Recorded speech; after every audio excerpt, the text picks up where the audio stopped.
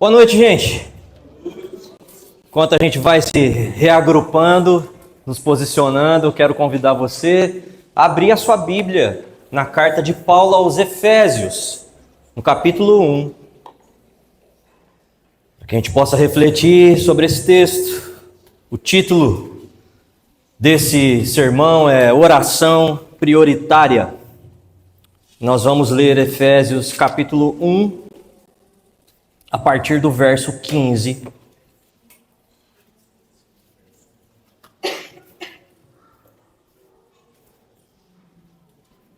Efésios capítulo 1, verso 15. Muito bem, com reverência, com gratidão, vamos ler a palavra de Deus nessa noite. Por isso também eu, tendo ouvido a respeito da fé que vocês têm no Senhor Jesus e do amor para com todos os santos, não cesso de dar graças por vocês, mencionando-os nas minhas orações.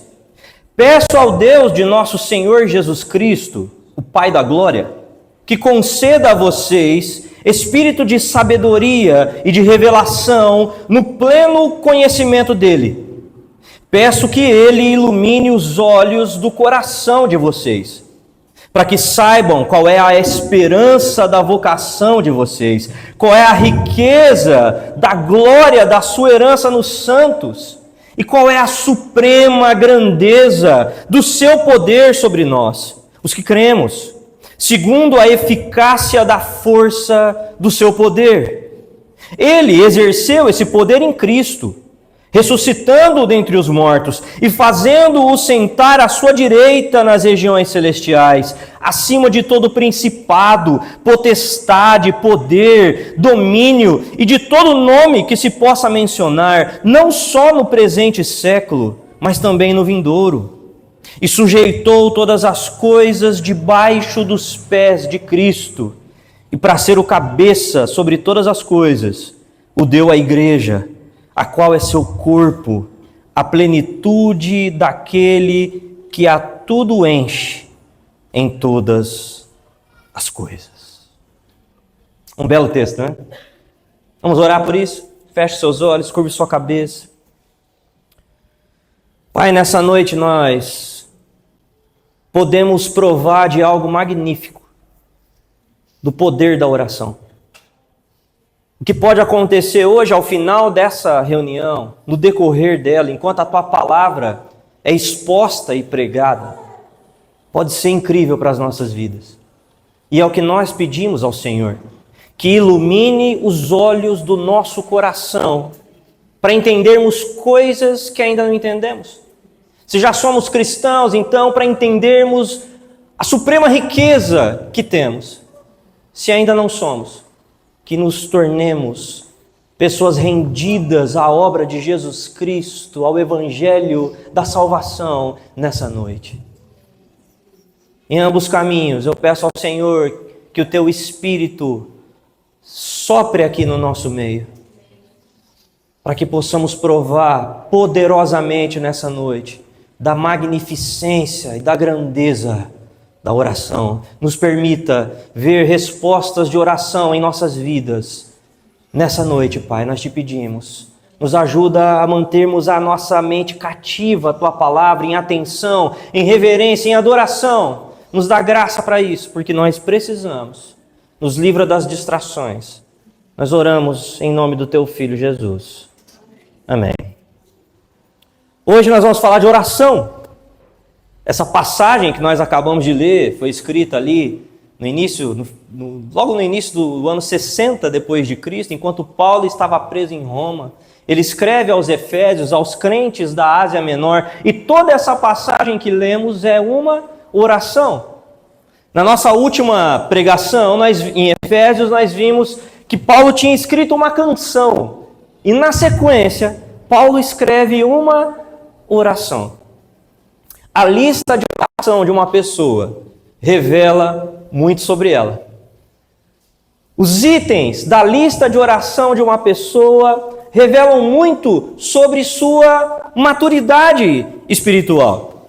E é notável uma coisa que, não só aqui, porque aqui Paulo ora por seus amigos, mas lá em Filipenses capítulo 1 ele também ora, em Colossenses capítulo 1 ele também ora, em Efésios capítulo 3, Paulo também ora.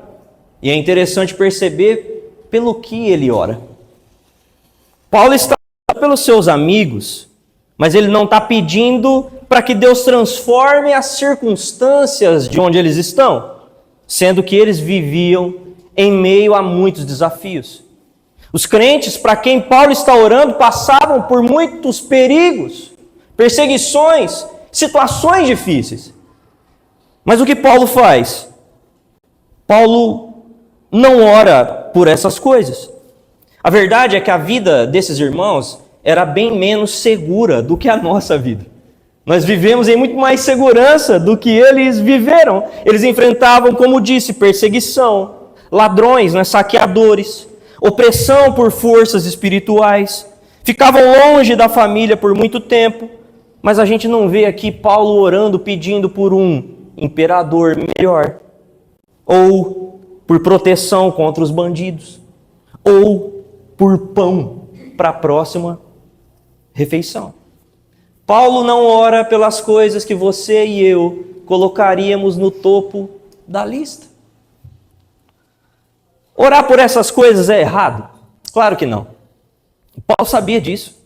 Paulo sabia que o Senhor Jesus nos ensinou a orar por nossas necessidades, pelo pão de cada dia. Para Timóteo, Paulo ensina que ele deveria orar por tempos de paz, por governos bons. Mas o que Paulo está fazendo aqui não é nos dar, como Jesus nos deu, um modelo de oração universal. O que Paulo está fazendo aqui é estabelecendo um tipo de prioridade. Paulo está orando por seus amigos, pedindo a Deus que dê a eles a coisa mais importante que eles deveriam receber. A coisa mais importante que Deus podia dar a eles. Paulo está orando por amigos, Paulo está orando por crentes. Porque os versos 15 e 16 mostram que chegou aos ouvidos de Paulo duas coisas que essas pessoas tinham. Primeira delas, a fé que eles tinham no Senhor Jesus. Esse povo não adorava mais a deusa Diana, a deusa Ártemis. Eles tinham abandonado esses deuses e as suas falsas promessas. E essa fé tinha perseverado.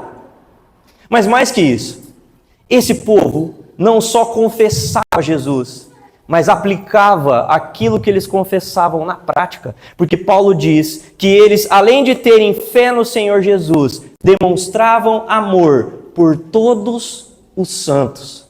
Quem são os santos? Não são aqueles que ficam lá nos pedestais. Os santos são todos aquelas pessoas que Jesus justificou. Haviam pessoas assim lá. E essas pessoas demonstravam amor por todos os santos. E a palavra todos aqui tem um significado interessante. Não eram todos iguais.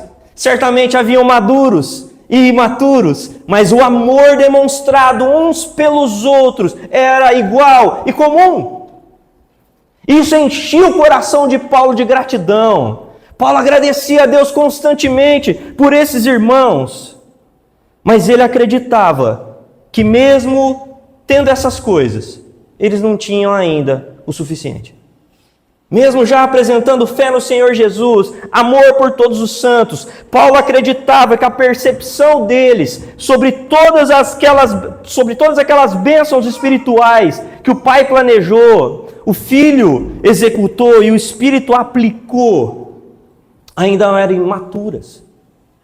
Todas aquelas bênçãos, do verso 3 ao verso 14, ele sabe que algo precisava ainda acontecer no coração desses irmãos. Você tem um coração aí? Põe a mão nele aí, vê se ele está batendo. Está batendo aí, né? Tudo certo. Continua assim, tá bom? No verso 18, Paulo diz que algo precisava acontecer no coração deles. Que os olhos do coração precisavam ser iluminados. E então Paulo decide fazer uma coisa muito poderosa. Paulo decide usar o recurso mais poderoso que um crente tem, que um discípulo tem. Paulo ora. Ele sabe que a oração é poderosa. Ele sabe o poder que a oração tem. Então ele decide fazer isso, mencionar os seus amigos em suas orações. E a lista de Paulo tinha praticamente 3 pedidos. 3 pedidos que deveriam ser os 3 pedidos prioritários das suas orações. Os 3 pedidos de Paulo nessa passagem deveriam ser os 3 pedidos prioritários das suas orações por você e pelos outros. Porque essas 3 coisas são as 3 coisas que verdadeiramente sustentam a vida cristã. Paulo pede por conhecimento pessoal de Deus. Paulo pede por conhecimento da vocação, do chamado de Deus. E Paulo pede por conhecimento do poder de Deus. E nós vamos entender a partir de agora porque Paulo considera que essas 3 coisas são as 3 coisas mais importantes pelas quais ele deveria orar pelos seus amigos, mesmo eles estando enfrentando tantas dificuldades, privações, perseguições, problemas.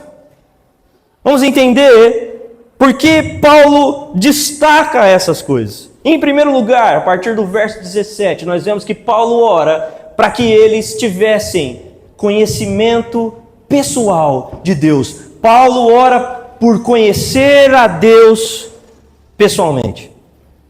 Paulo não está orando a qualquer Deus. Eles conheciam, os efésios conheciam muitos deuses. Eu acabei de citar a deusa Ártemis, por exemplo. Mas Paulo não está orando a qualquer Deus. Paulo está orando a Deus Pai, mas não qualquer pai. Não qualquer tipo de pai. Paulo está orando ao Pai da glória. Deus é um tipo de pai diferente. Ele já se apresenta glorioso. Ninguém se compara ao Pai da glória. Aos Efésios, ele se apresenta glorioso na forma como ele elege, predestina, resgata e sela com o Espírito Santo. Isso é maravilhoso. Isso deveria nos entusiasmar logo de cara.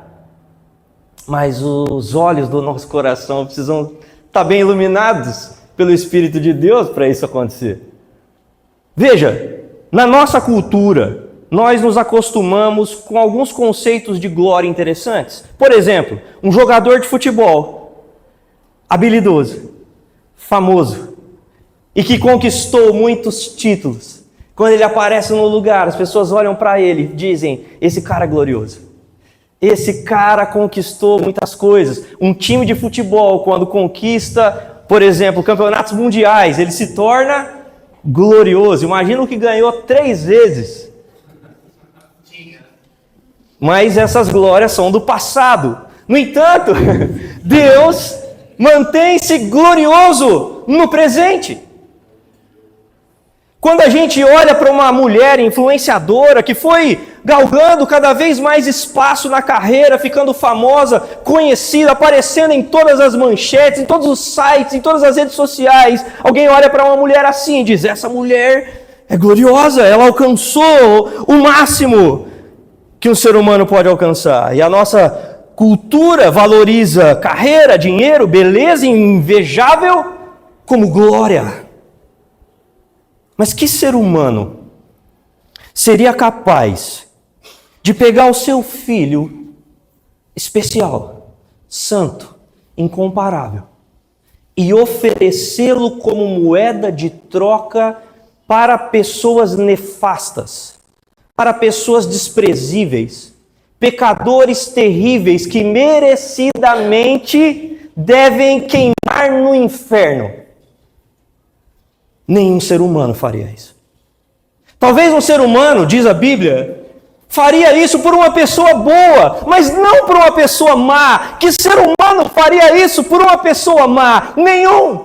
Mas é isso que o Pai da glória faz para adotar seus filhos. Ninguém é glorioso como ele. Ele vai muito além disso. Que ser humano ou que tipo de Deus criado pelo homem é capaz de vencer aquilo que a ciência jamais vai conseguir fazer? Vencer a morte.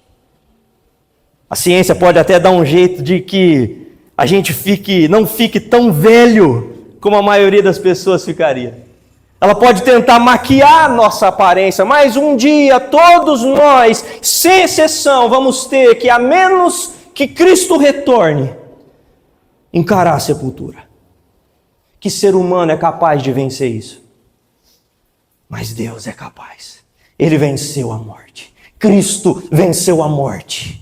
Cristo morreu naquela cruz, mas ao terceiro dia, como nós cantamos aqui algumas vezes hoje, Ele ressuscitou. A morte pode deter réis mortais, mas não pode deter o Deus homem, Jesus Cristo. Ele é o Pai da glória, foi o Pai da glória que planejou tudo isso, foi o Pai da glória que proveu todas essas coisas. Porém, mais do que conhecer aquilo que Deus é capaz de fazer, você pode conhecer a Deus pessoalmente. Numa cultura de celebridades, quando a gente encontra alguém conhecido, a gente se espanta, não é? Nossa, olha lá o fulano, famoso. A gente sente até um distanciamento, né? Ele é famoso, eu não sou, devo me aproximar.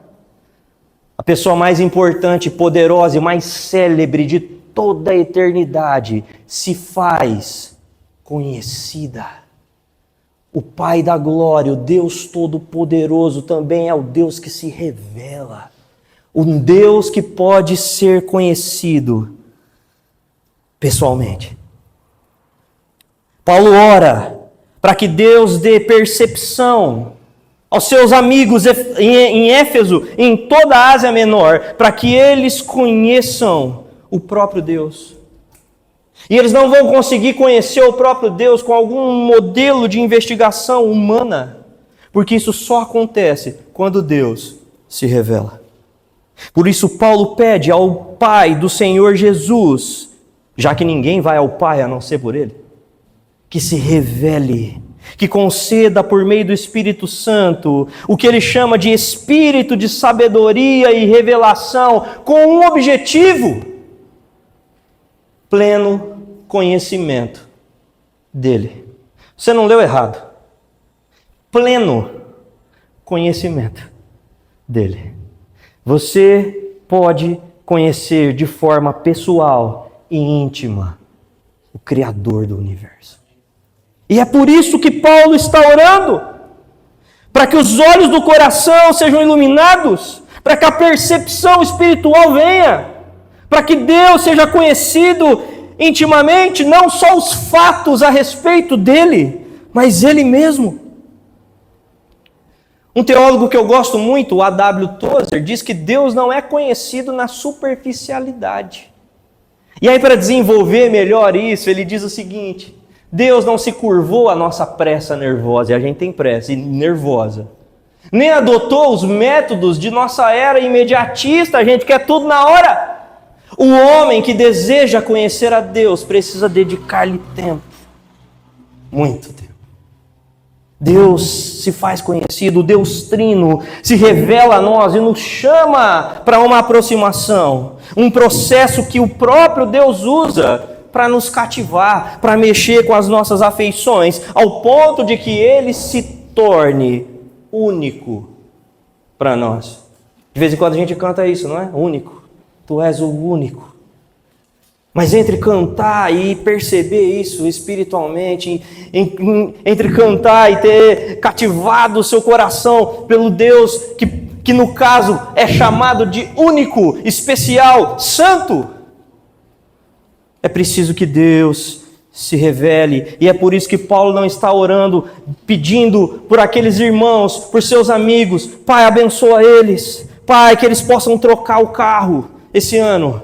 Oh, Pai, que eles troquem de casa. Oh, Pai, que eles sejam curados. Não! Paulo está dizendo que eles te conheçam. Não há absolutamente nada mais importante a se conhecer nessa vida do que aquele que nos criou para Ele. Mas por que é que Paulo quer que os cristãos conheçam intimamente a Deus?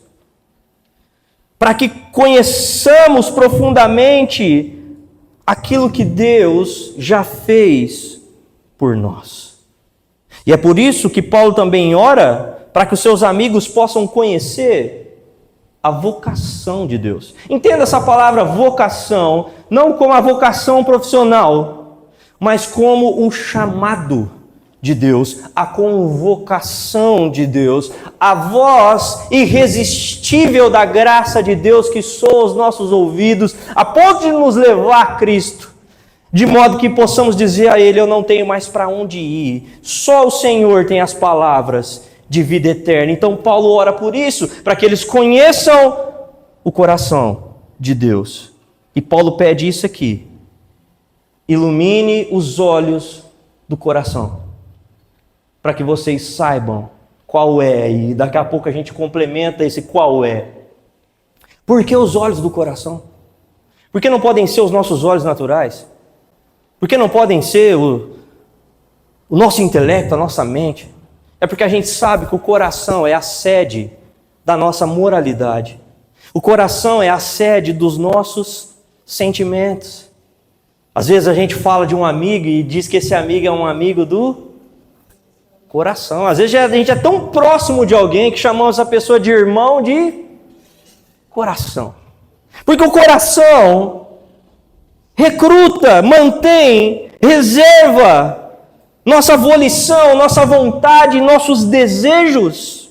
E é por isso que Paulo pede conhecimento íntimo de Deus. Paulo ora para que eles vejam com clareza aquilo que já é deles. Por quê? Porque Paulo está orando para que eles vejam com clareza aquilo que já é deles. Porque esse conhecimento muda a consciência. Você tem consciência, não tem? Acredito que você tem consciência.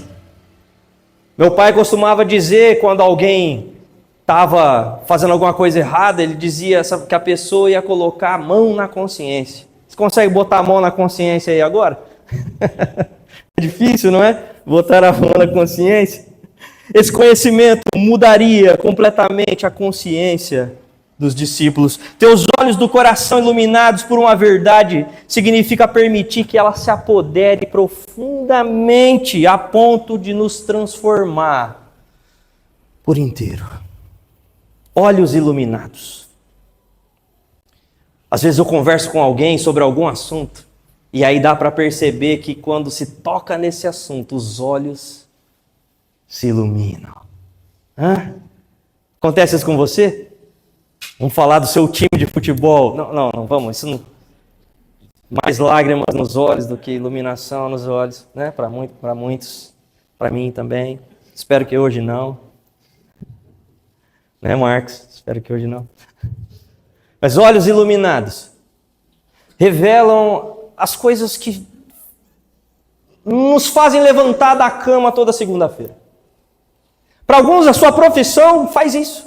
Eu gosto tanto do que eu faço. E ele poderia ficar 40 minutos ou mais falando a respeito daquilo que ele faz. E a gente percebe nos olhos iluminação. Porque a consciência dessa pessoa é tomada, está repleta daquilo que ela gosta de fazer. Olhos iluminados revelam encantamento, uma carreira, uma viagem. Quando se toca nesse assunto, a consciência é tomada por aquilo. E é exatamente isso que Paulo quer que aconteça com os irmãos, com os crentes de Éfeso e de toda a Ásia Menor. Que eles tenham em sua consciência constante e presente duas coisas. Duas coisas que lhes façam os olhos brilharem. A primeira delas é a esperança da vocação. A gente vive num mundo sem esperança. E quando esperanças são apresentadas, logo elas nos frustram. Às vezes a gente coloca a esperança na política. E espera uma mudança para melhor. E daqui a pouco a gente se frustra. Às vezes a gente espera esperança na medicina. Agora vai. Mas quando a gente menos percebe, a esperança é frustrada. E a Bíblia diz que a esperança frustrada entristece o coração. Mas para o crente não é assim. Porque o crente coloca a sua esperança no seu chamado, no chamado divino para a salvação.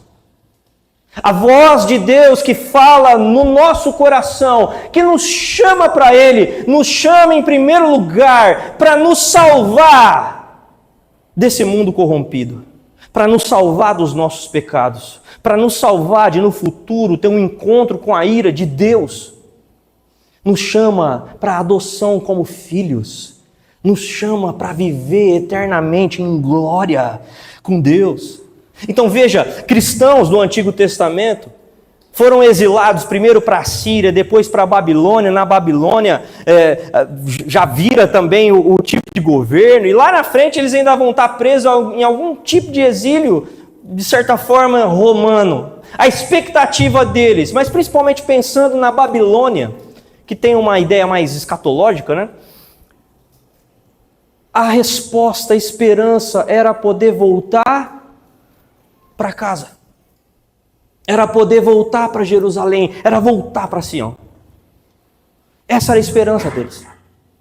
E a esperança do cristão não é sombra como a esperança do Antigo Testamento, mas é uma promessa verdadeira de que Cristo voltará para nos tomar e nos levar para casa. É com essa perspectiva que nós encaramos a morte, com a esperança de que, diferente do que as pessoas desse mundo costumam dizer, né? Ah, morreu, acabou. Morreu, já era. Morreu, não tem mais conversa, não tem mais argumento. Mas para aquele que nasceu de novo, isso não é verdade. Ele encara a morte, muitas vezes sim, com medo, não é fácil ter que atravessar essa onda gigante. Mas ele sabe que atrás da onda, o seu Senhor o espera para o resgate eterno. Então, ao contrário dos ímpios que não têm esperança, que pensam desse jeito, morreu, acabou, o cristão tem a esperança de viver eternamente com o seu Deus, com o seu Cristo, numa realidade muito melhor do que essa que a gente vive agora. E de vez em quando nós temos uma ou outra promessa que nos faz brilhar o olho, mas logo nos frustra. Mas Cristo não faz isso.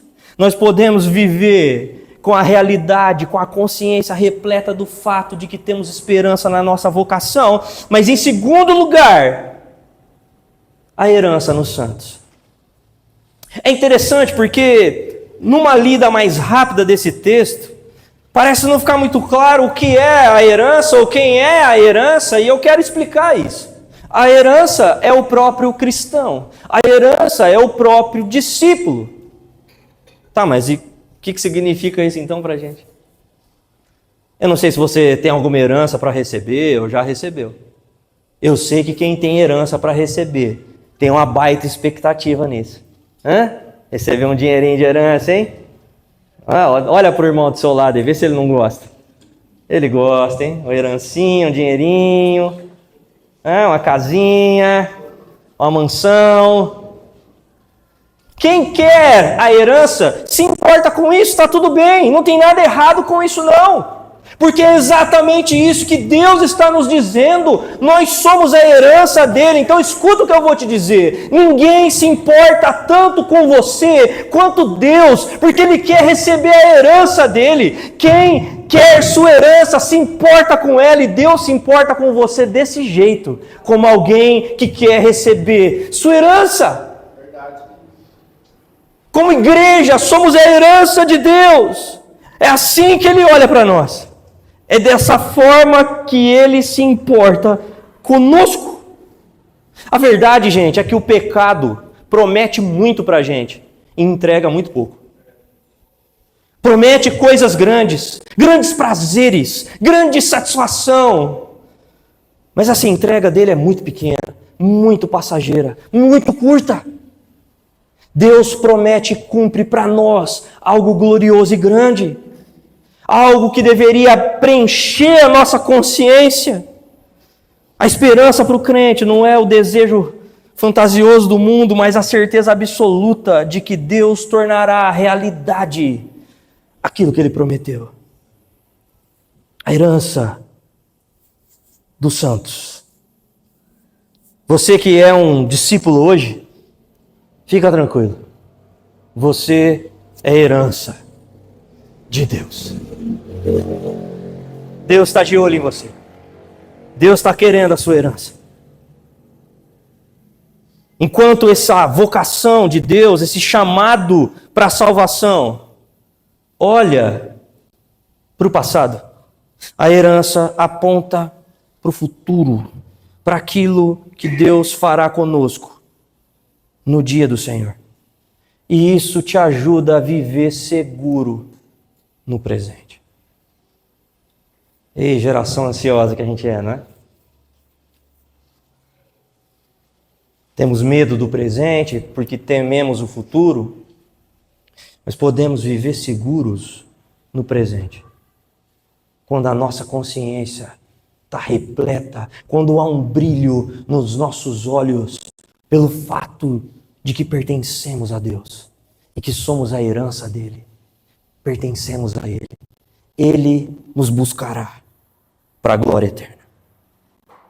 E aí, isso nos faz ter paz hoje em relação à nossa vida.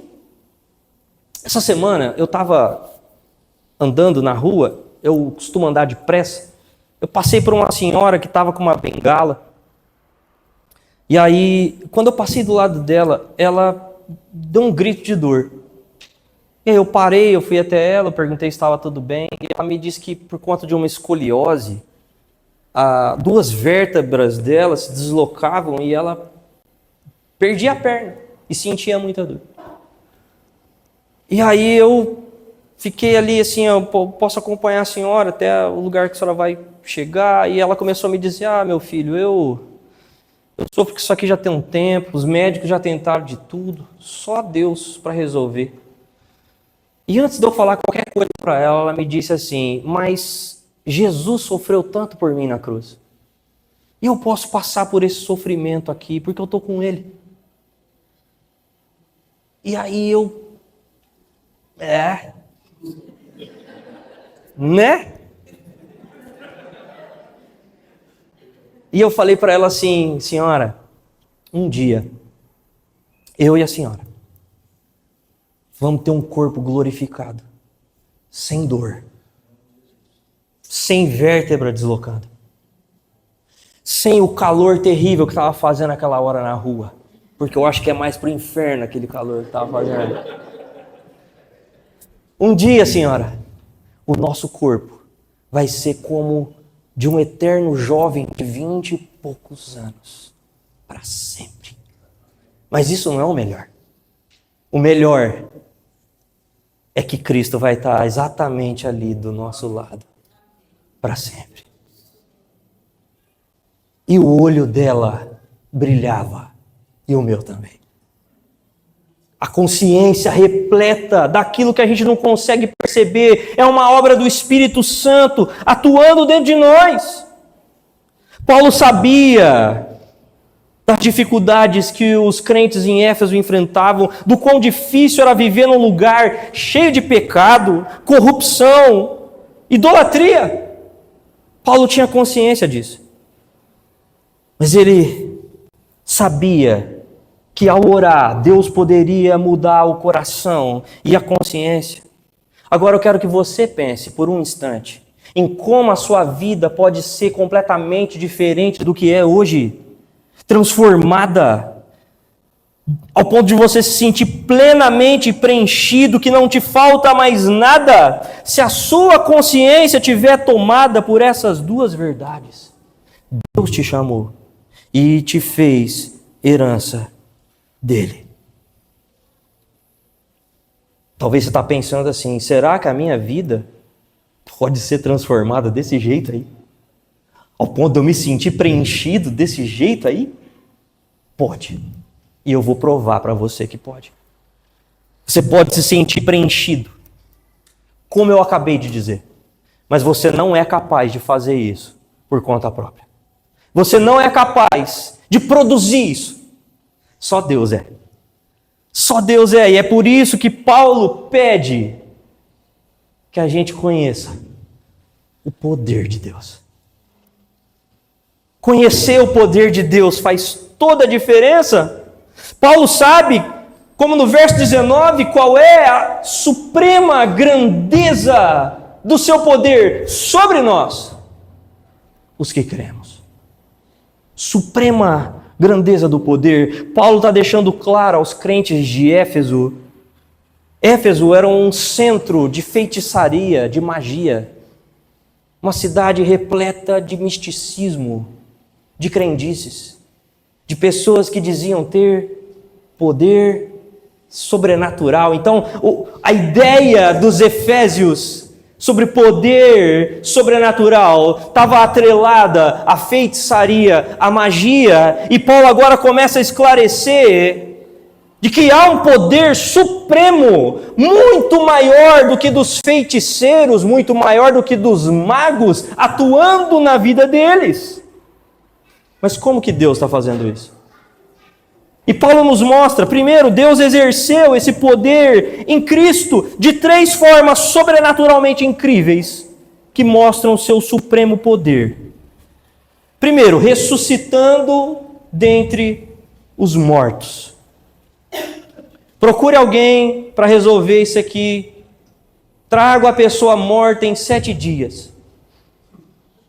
Você não vai achar esse anúncio nos postes da cidade. Não havia esse tipo de anúncio nos postes de Éfeso, porque esse é o único poder que só há em Deus.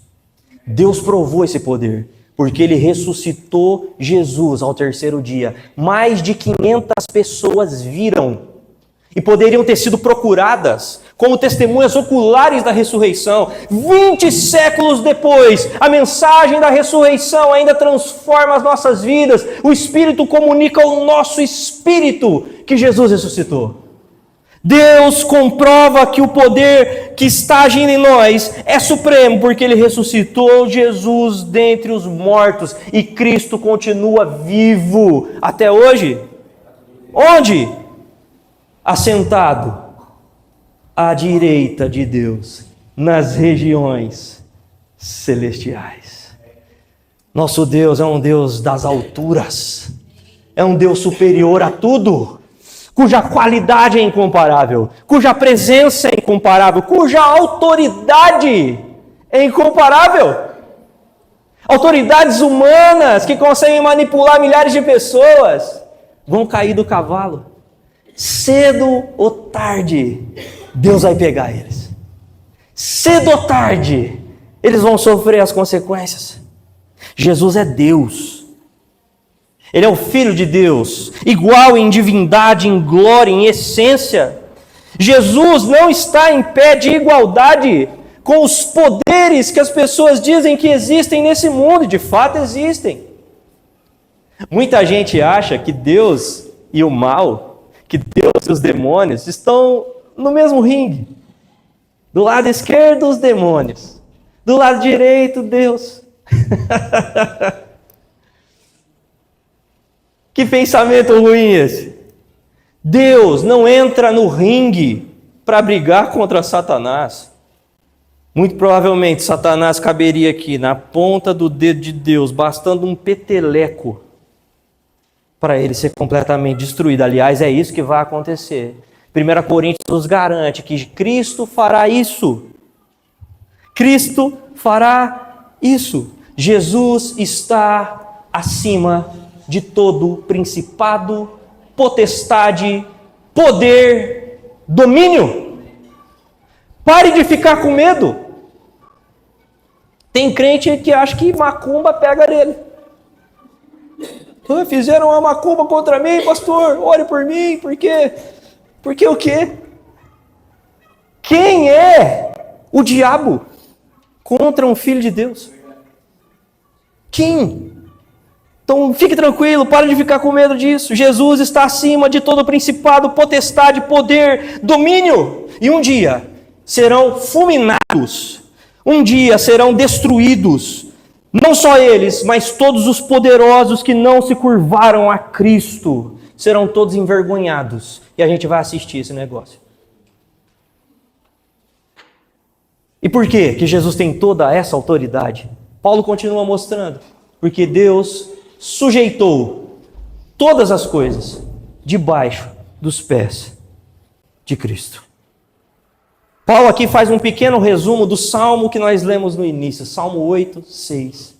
Que Deus colocou todas as coisas debaixo dos pés de Cristo. Não há absolutamente nada que concorra contra Deus e o seu Cristo. Agora, onde é que você se encaixa nisso? Onde é que você e eu nos encaixamos nesse negócio? Cristo é supremo, assentado à direita, acima de todo principado e potestade. Deus sujeitou todas as coisas debaixo dos pés dele, mas e agora a gente? Para que Deus exerceu esse poder em Cristo? Para que a igreja, que é o seu corpo, preenchida por Cristo, preencha toda a criação como seu representante. Nós somos a igreja, preenchida por Cristo, colocada nesse mundo para preencher esse mundo como representantes dele. Você não entendeu ainda? Eu te explico. O poder de Deus pode ser visto pelas pessoas desse mundo. Como? Na sua vida. Na nossa vida. Quando Cristo transforma pessoas, Ele revela um tipo de poder incomparável. É maior que curas. É maior que vencer magia, feitiçaria. É melhor que sair flutuando por aí. Vidas transformadas. Paulo dizia que a pregação dele não consistia em linguagem persuasiva, mas em demonstração do poder e do Espírito. Paulo falava do que em relação a esse poder? Mudança de vida, transformação das pessoas. E os efésios estavam, como eu já falei aqui, cercados de poderes místicos. Coisa que se faz hoje em dia. Coisa que o anticristo vai fazer quando ele surgir, com maestria. Melhor que qualquer mago ou feiticeiro que já apareceu por aí, ele vai fazer coisas que, se fosse possível, até os eleitos seriam enganados. Mas não vão. E não vão porque tiveram as suas vidas transformadas. Deus tem o poder que muda a vida das pessoas, e como essa mudança é medida? Em primeiro lugar, vitória sobre o pecado. Se alguém nasceu de novo, ele consegue vencer o pecado, não por sua força, mas pela graça de Deus. O poder de Deus também é visto porque todos os poderes espirituais contrários ao avanço da igreja, e olha que eles ficam inventando toda hora um negocinho novo para tentar bloquear o avanço da igreja, hein? E não conseguem. Levantam ditaduras, não conseguem. Infiltram falsos profetas, falsos mestres, não consegue. Nada é capaz de barrar o avanço da igreja. Por quê? Porque o poder de Deus transforma de verdade a vida das pessoas. Isso aconteceu lá em Éfeso. Eu te mostro, olha aqui. Muitos dos que creram vieram confessando e denunciando publicamente as suas próprias obras. Gente, isso aqui é muito incomum. A galera estava vindo confessando os pecados deles publicamente, confessando suas corrupções, confessando suas impurezas, sua perversidade. Mas foi muito além disso. O texto continua, Atos 19, 18 a 20, também muitos dos que haviam praticado magia, reunindo os livros, os queimaram diante de todos, calculado o valor dos livros, verificaram que chegava a 50 mil denários, isso dá milhões de reais. Assim a palavra do Senhor crescia e prevalecia poderosamente. Onde a palavra do Senhor cresce e prevalece, as pessoas têm a vida mudada, transformada, como aconteceu lá em Éfeso. Esse negócio aqui é o retrato do poder de Deus. O poder de Deus na vida dos seus. E você, desculpa, tu pode conhecer esse poder na sua vida também. Tu também pode conhecer esse poder na tua vida. Tu pode conhecer Deus de forma íntima, como um amigo, como um filho conhece o pai. E ao conhecê-lo assim, a sua consciência vai estar totalmente clara e constante do fato de que você foi salvo de forma maravilhosa e que pertence a Deus, confiante de que Ele te buscará. E até lá, vai agir na sua vida de forma poderosa, mudando a sua vida para uma vida santa. Tu pode conhecer Deus de forma íntima, tu pode ter uma consciência diária, um brilho no olho diário que tem a ver com a sua salvação e com a esperança do resgate de Jesus na sua vida. E tu pode provar do poder de Deus na sua vida, tendo vitória sobre o mundo, vitória sobre o pecado. Só que está na hora de você refazer tua lista de oração. O que é que está como prioridade na tua lista de oração dos últimos dias? Porque isso revela muito sobre você. Sobre quanta maturidade, quanta iluminação existe nos olhos do seu coração em relação às coisas que você já tem. Dizem que no período dos descobridores, uma caravela navegando na América do Sul, no norte do Brasil, acabou a água do navio. E eles começam ali a passar por muita sede, até encontrar uma outra caravela, e um capitão do navio pede ao outro, nos dê água, e o capitão do outro navio diz, jogue o balde. E eles pensaram, como assim jogue o balde? E pediram água de novo, ao que o outro capitão disse, joga o balde, amigo. Pediu mais uma vez e ele respondeu, jogue o balde. Eles estavam navegando na foz do rio Amazonas. E quando o capitão jogou o balde, tinha água doce, que salvou a tripulação. Mas eles poderiam todos ter morrido, porque não tinham consciência daquilo que eles tinham. Eles tinham água doce. E nós temos água viva, que vem de Cristo, que flui do trono da graça. A sua lista de oração precisa mudar radicalmente, para que você possa provar das 3 coisas que Paulo considera mais importantes que um crente deve conhecer. Conhecer Deus pessoalmente, conhecer o chamado de Deus e conhecer o poder de Deus. O que é que está na sua lista? Pedidos fúteis? Pedidos que mostram que o Deus do seu coração é você mesmo?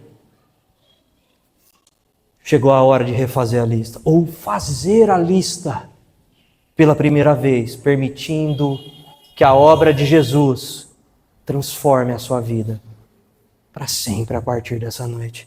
Recebendo Cristo como Salvador e Senhor da sua vida. E a oração é o caminho para essas coisas acontecerem. A oração é o caminho pelo qual Deus ordenou fazer as coisas. É o meio pelo qual Deus realiza os fins que Ele estabeleceu na eternidade. E é o que a gente precisa fazer agora. Orar por aquilo que mais importa. Se coloca de pé. Antes da gente orar, eu quero pedir que os irmãos que vão distribuir a Santa Ceia façam isso nesse momento. Porque é à luz daquilo que nós vimos aqui que nós vamos participar da ceia do Senhor. Eu quero lembrar você que ainda não é batizado, que não vai te fazer bem participar da ceia, vai te fazer melhor não participar. Se você ainda não é batizado e tem um compromisso público com a igreja do Senhor, vai ser mais gostoso para você não participar hoje, mas que te leve à reflexão do quanto é importante que você seja batizado e participe disso. Porque disso depende a sua vida, seu futuro, sua salvação, sua eternidade. Enquanto os elementos da ceia são distribuídos, eu quero fazer a leitura de 1 Coríntios, capítulo 1, dos versos 15 ao 23. Nós vamos ter aqui no telão também, você pode acompanhar por aqui. Ensinando sobre a Santa Ceia, Paulo escreve aos Coríntios assim: por isso também eu,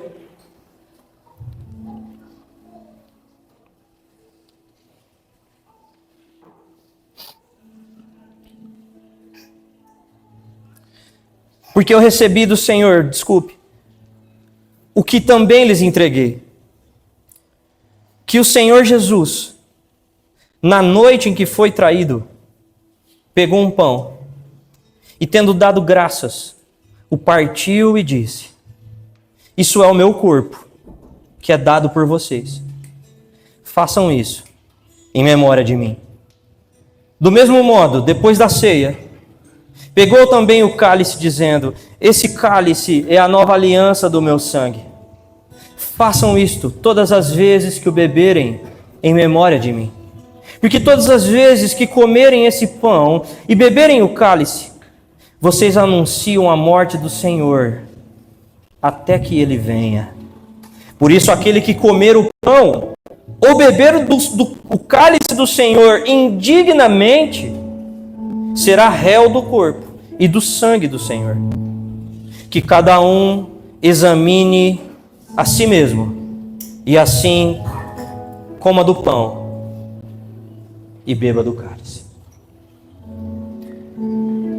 Gente, é hora de fazer exame. Então eu peço que você feche seus olhos nesse momento. E o exame que precisa ser feito nessa noite é o que preenche sua lista de oração. Quais são as prioridades?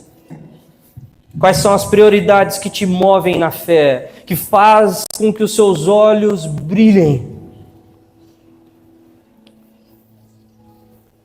A oração de você que não participa da ceia nessa noite, isso é bom para ti, para que você faça um exame agora, respondendo a seguinte pergunta: se eu morrer essa noite, eu estou salvo?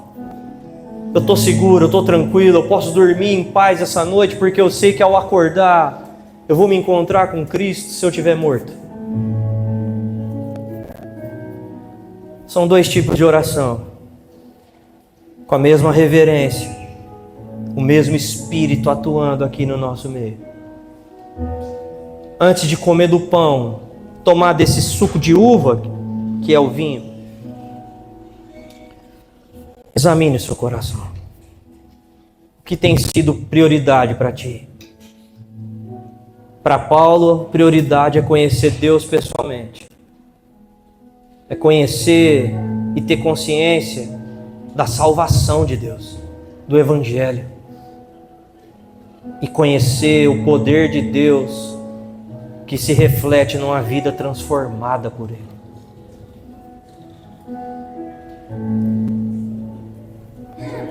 É hora de fazer a lista ou refazer a lista.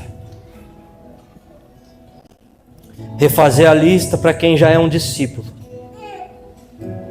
Fazer a lista para quem decide entregar completamente sua vida a Jesus como Senhor e Salvador.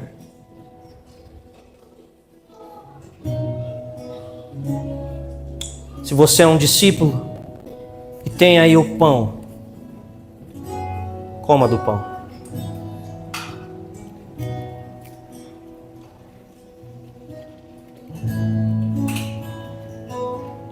Se você é um discípulo e tem aí o extrato da videira, toma dele agora.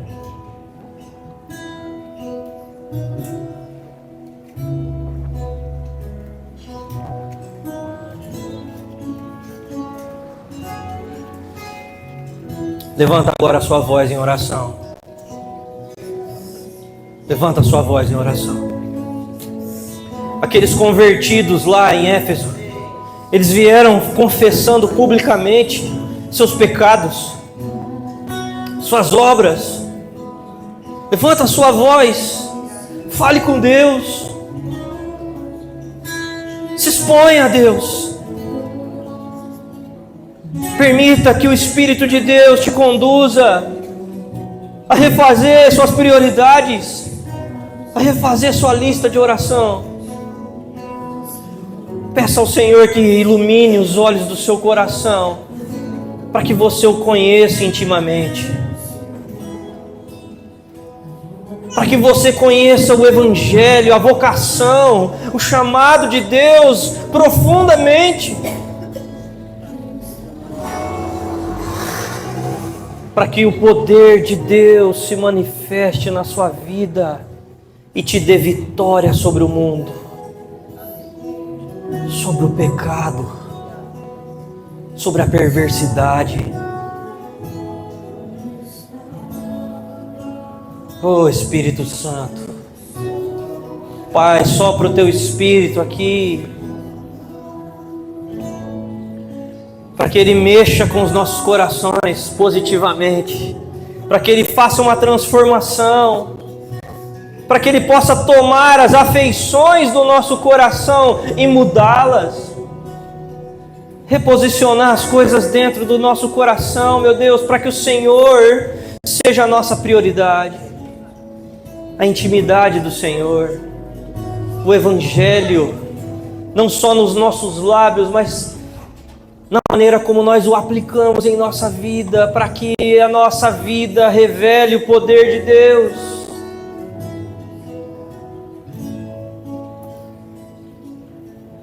Oh Senhor, traz novo nascimento aqui nessa noite, Pai.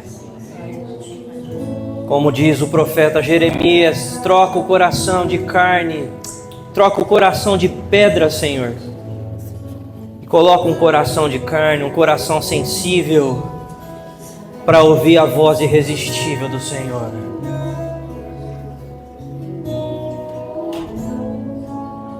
Nos ajuda, Deus.